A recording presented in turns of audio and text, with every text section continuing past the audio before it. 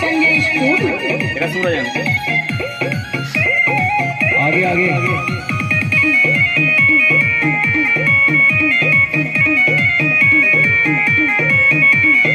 घूर घूर खाली मोरा रूपवानी हारत मजा आता है? घूर घूर खाली